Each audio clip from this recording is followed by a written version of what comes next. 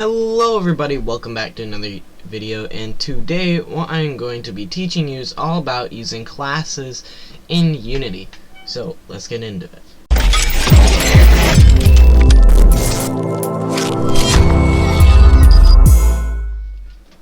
Okay, so pretty much what classes are is just a way to keep your code more organized, because if we didn't have classes, well, we couldn't really do any of this stuff.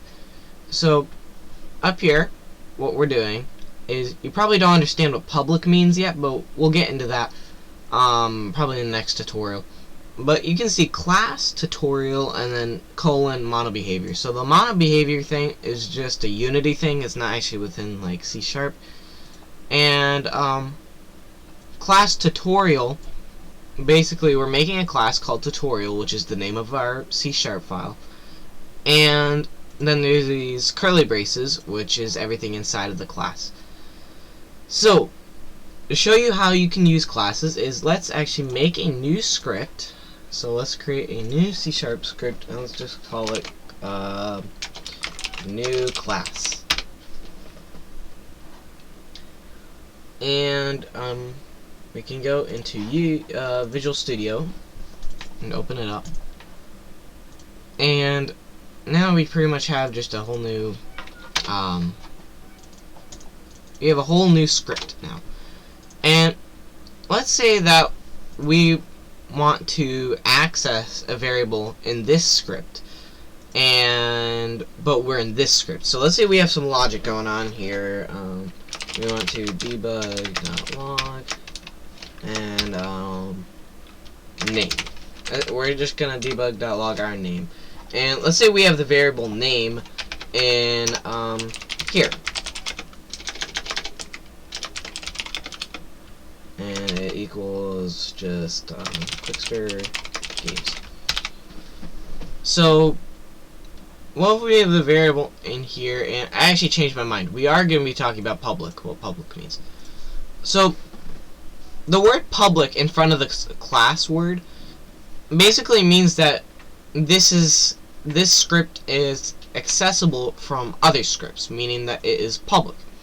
If this was a private class, no scripts could use this. No scripts could reference this. So let's say we make this string public. And essentially what we're doing is, so by default, if you don't have public, this is private.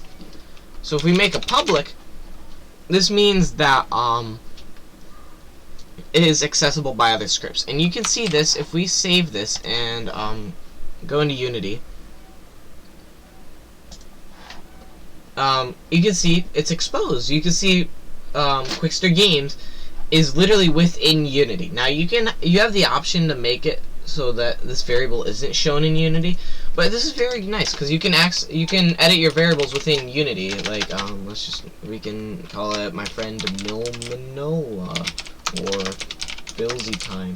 We can pretty much add anything. Let's just keep it as default Quickster Games. And to make it not so that you can't see in Unity, you have to do these, I forget what these are called, but you're going to want, this probably will make no sense, but you want to do hide in inspector.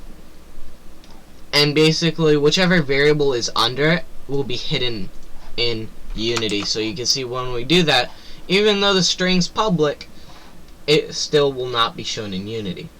Now, we don't really want this. This is a bit ahead of where we're at right now, so we're just gonna delete that. Back to on track. Let's say we want to access the name variable. Well, first we have to make a reference to our tutorial script.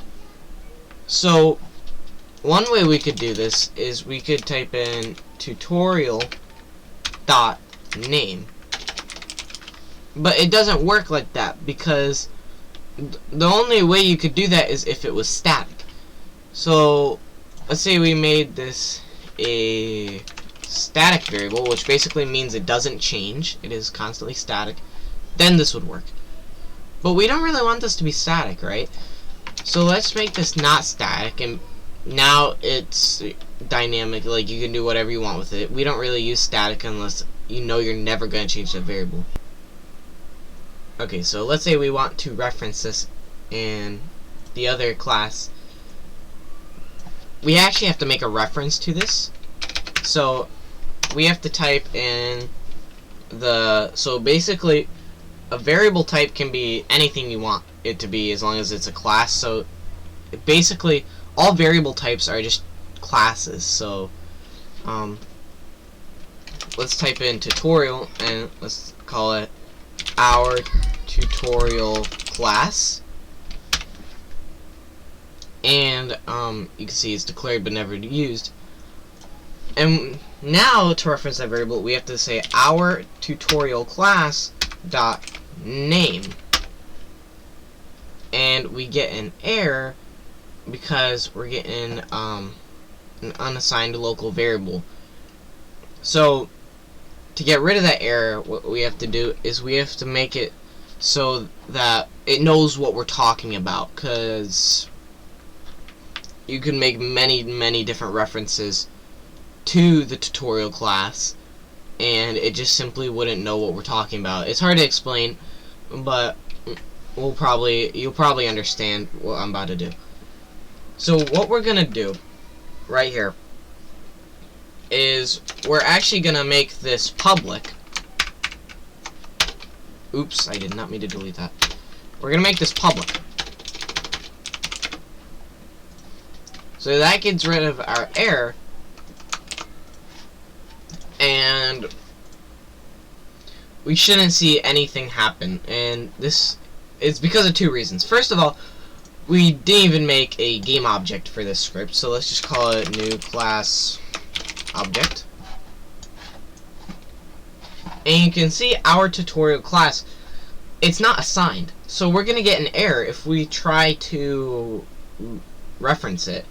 And basically what we can do is within Unity we can actually drag and drop this tutorial object into here.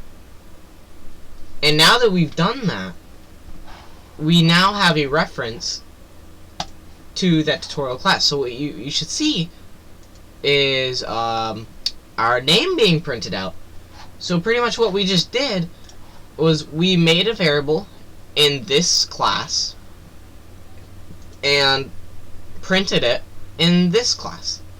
So, ladies and gentlemen, that is how classes are pretty much used and how you can reference other classes in C# using the help of Unity.